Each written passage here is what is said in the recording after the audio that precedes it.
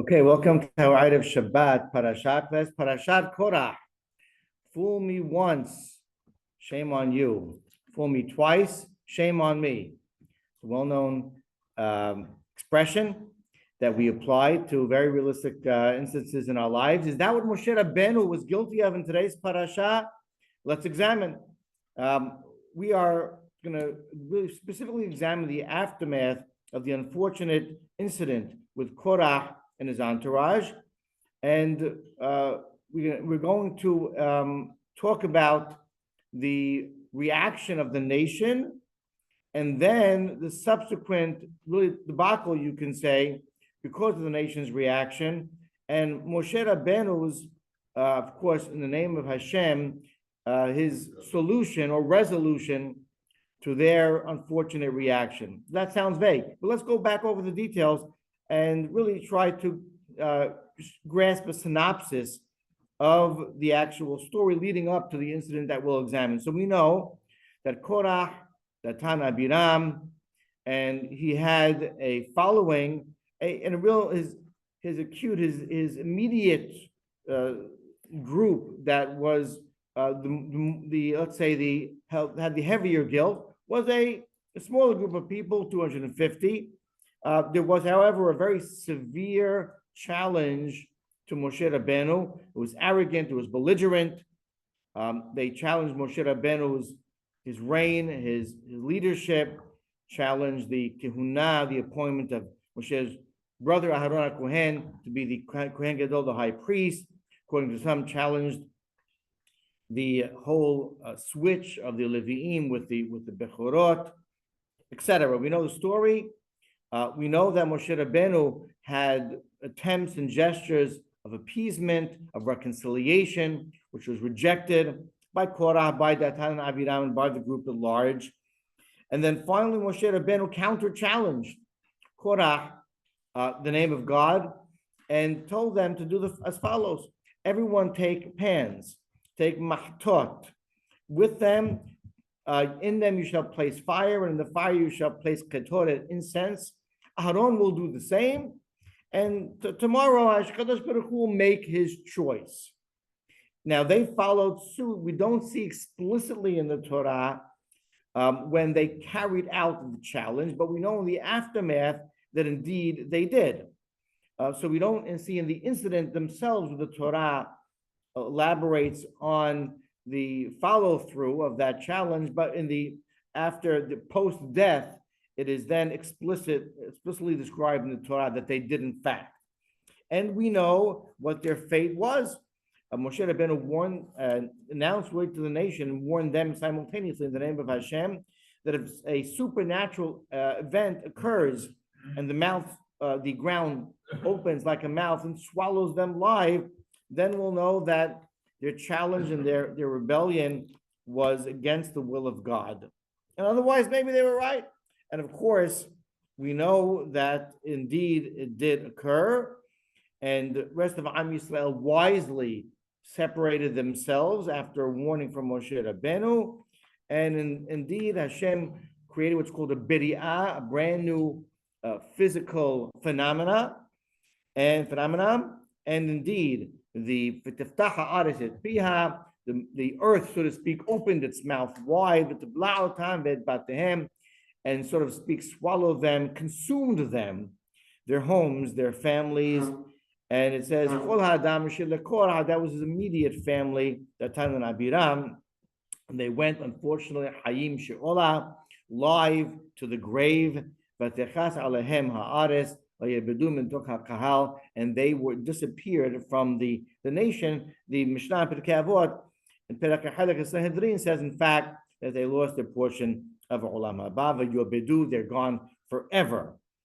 And then Esh Yase'ah Met Hashem, a fire descended from God, and it devoured the 250 other assistants and helpers and those who joined in the group, in the camp of Korah in this rebellion. His entire company was then devoured by fire. And it says, Makribeh HaKetoret at the end, those who offered the incense, those were killed miraculously by HaKadosh Baruch Hu. Okay?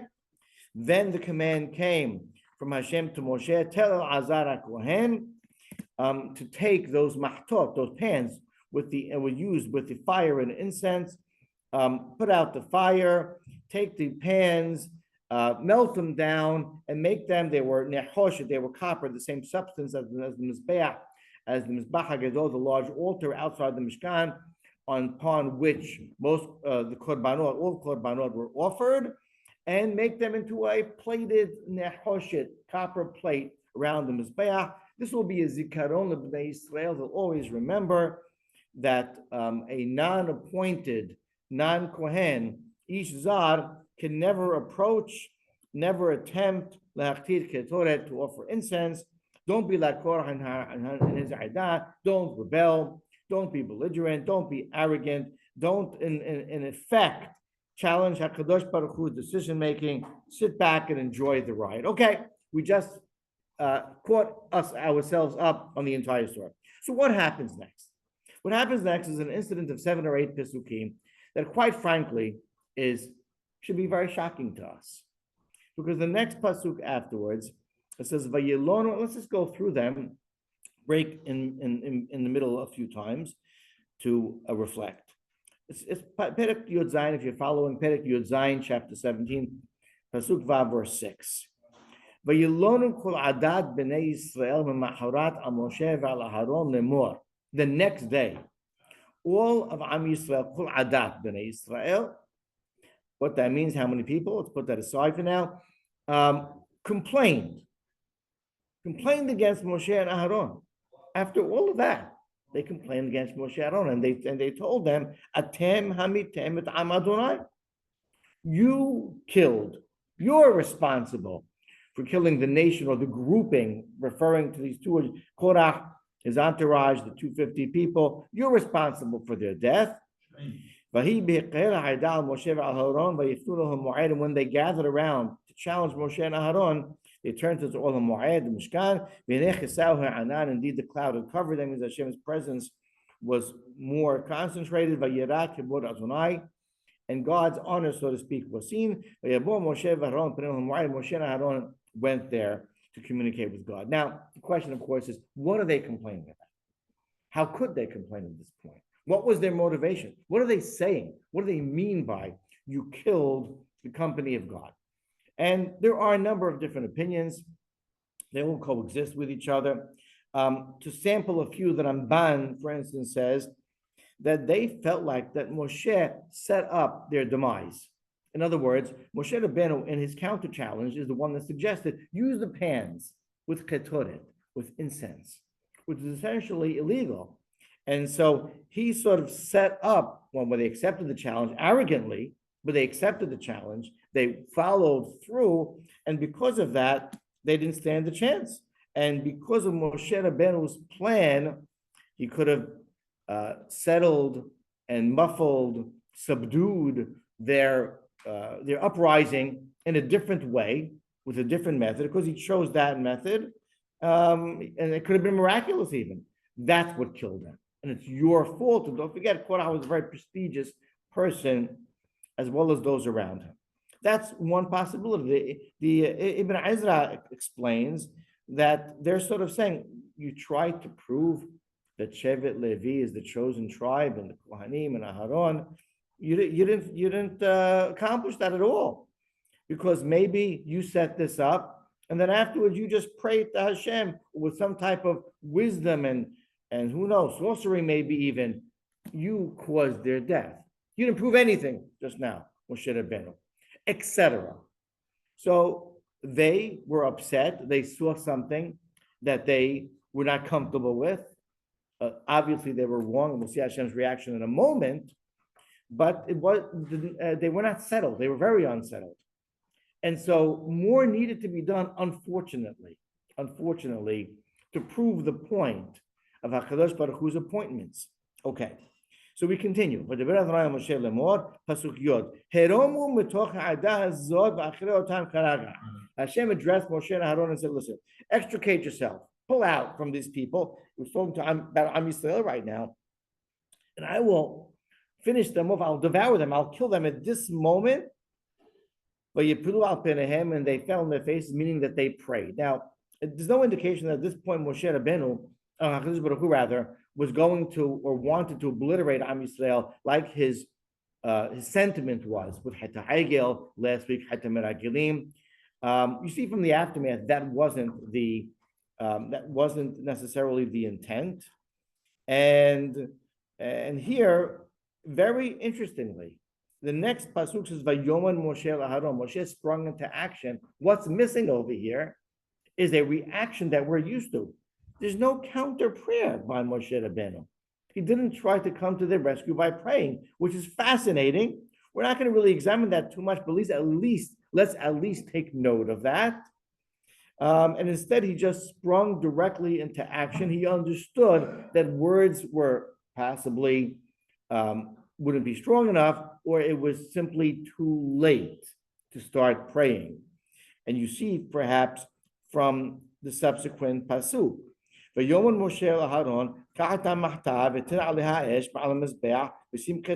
the instructions to Aaron? Take a pan, another pan, the fire on it from the Mizbeach, put ketoret on that pan. Go quickly amongst the people and atone for them. Because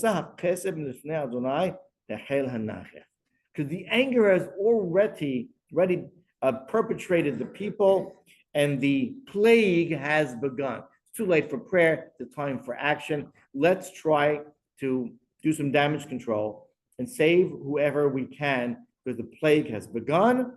Indeed, the next pasuk,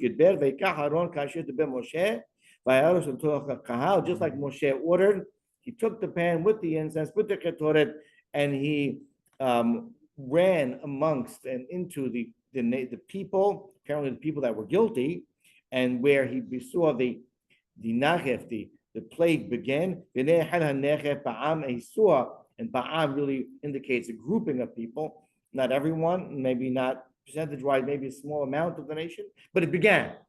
People began to die. And he gave, and he put the incense, he didn't put it on them, he just walked around with it, and he atoned for the nation or the group. And he stood, he was the demarcation line between those who died and those who lived, and the plague was subdued and ended. The next pasuk tragically explains that 14,700 people, besides Korah's company, died in that plague.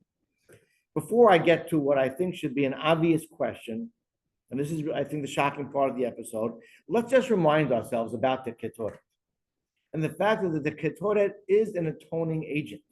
We know that so clearly because only once a year does the high priest Kohen Gadol enter the Kodesh Kodashim, and with what? With a receptacle of Ketoret, in which he places on the Aron in the first Bet HaMikdash, and it burns and it fills it with smoke. And that is the moment of atonement on Yom Kippur, the holiest day of the year, and the holiest cubit on planet Earth. That's what atones for people. That is the agent of Kapara. We know that. And we know we have to be very careful with the Ketoret in Parashat Saveh.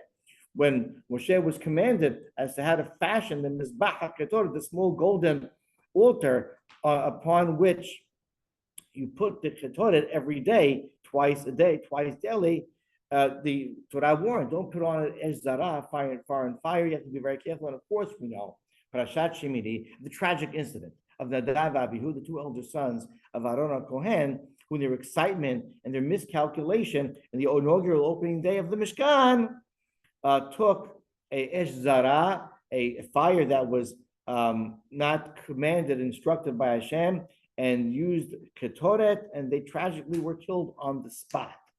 Double-edged sword, Ketoret, an all-powerful but all-dangerous tool. So we know that. And based on that, but really based on this incident, let's ask the following.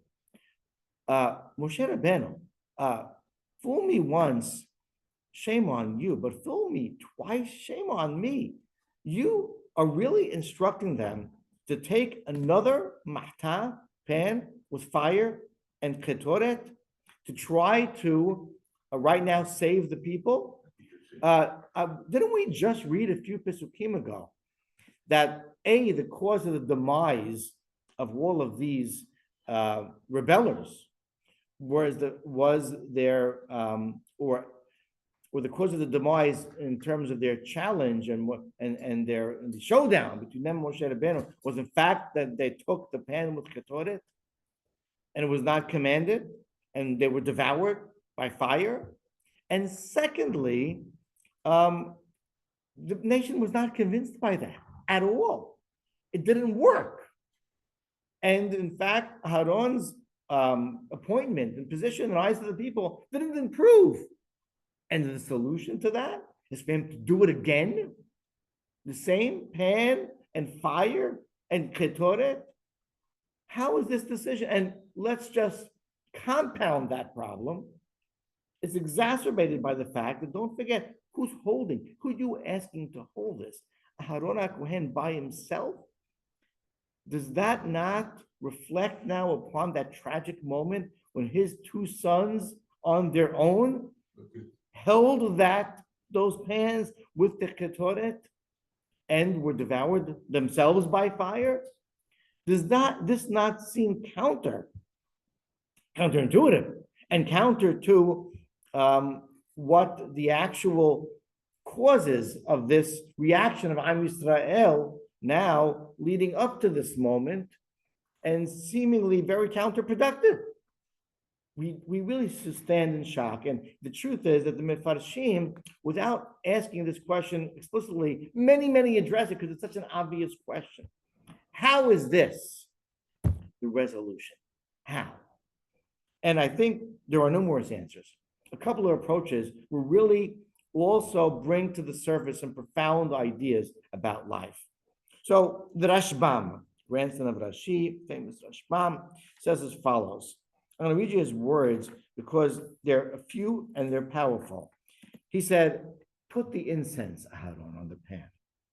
L'hodia shehaketoret hamemita kishe'enam kohanim, to teach that the ketoret who kills those who are not kohanim and challenge kehuna, he hanotenes hayim. It's the very same ketoret that gives life biyad kohanim, in the hands of the kohanim, ladat shehem re'uyim, to inform and to prove that they are indeed worthy of their task.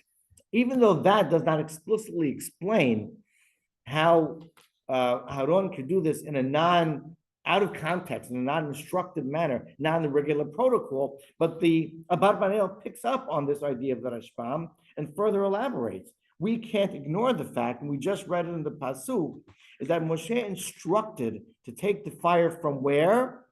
Don't forget, not a foreign fire. This is an altar fire. Take it from the Mizbeach. And when the words of Moshe Rabbeinu was v'chaper alehem, and atone, because this is your job. And this is the purpose of this tool. Atone for them. And I could have done it, says Moshe Rabbeinu. Of course he could have done it. He could have saved the people running around with the Ketorah. Why tell his brother Moshe? Why he push off the Mizvah? The reason is because it was so appropriate for Aaron HaKohen, not just to honor him, but to inform that this very same pan, the one no one wants to talk about, the one that's on the QT, that's we don't mention the pan, the Ketorah. No.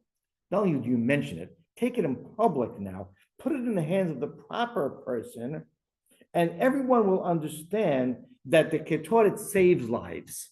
It doesn't kill. It does the opposite when you do the right thing with it. Let's not skirt the issue. Let's not gloss over it. Let's address the elephant in the room. There's so often in life that we try to be politically correct. We see in modern society all the time that there are terms and there are people and that there are incidents that should be addressed and spoken about because there's nothing wrong with it. And then all of a sudden, even people that embrace those terms, incidents, and people are so afraid to open their mouths and mention things that we circumvent issues and terms. We don't bring things up. We're afraid. We're politically correct. and we don't address often the problem and be honest about what needs to be done because we're walking on eggshells. Stop it, says Moshe. I'm not afraid to mention the pan. Not only to mention the pan, to use the pan, because it is the subject that needs to be breached and brought up. Stop being so careful about everything. He's taking the pan. Yes, of course he's taking the pan, because that's his job. And that was meant to, this great, powerful tool called Ketoret, indeed be a positive tool of atonement, as sanctioned by HaKadosh Baruch Hu for the people, and address the issue directly. That is one definite, clear reason why this was the solution for Moshe Rabbeinu. But it goes further. And the Or HaChaim says something that should be so obvious to us, but is just so powerful. And that is as follows. Of course, it seems inappropriate. This was the reason of the demise, as we just saw, the reason for the incident. You can call the Ketoret and the pan the guilty parties. And yet, Moshe Rabbeinu needed to demonstrate to them very clearly that this Ketoret, I know it seems like it's the guilty party, but I need you to understand that the Ketoret does not kill, it does not bring life. It does not. It does not. HaKadosh Baruch Hu, who tells us to use the Ketoret, is the one that is behind everything. Stop trying to weaponize the Ketoret and stop trying to attribute so much to the Ketoret. There is no mystical force upon which and with which HaKadosh Baruch Hu cannot control. There's no such thing. God pressing the buttons behind everything. We so often try to use as tools out of our zest and motivation for spirituality. And sometimes because we want to get the benefits of being good Jews in life, but we use and misuse, so to speak, tools of God to the extent that they're out of context and sometimes take God out of the equation. The ideas of sigulot are mentioned by Hachamim as sigula. Certain mizvot and gestures are good fortune for us, but we don't do them for that reason. We don't perform mizvot and acts of hesed because they bring us parnasah. It may be true, and certainly sometimes definitely true, but we trust Hachamim that they do. That is not the motivation of a Jew.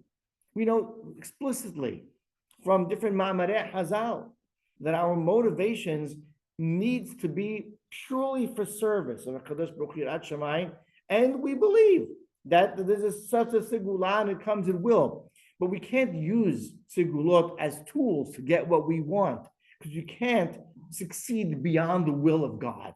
There's no such thing. There's only the will of God. There's no magical wands that end up getting us what we need to get. We can't trick the system. God is the system.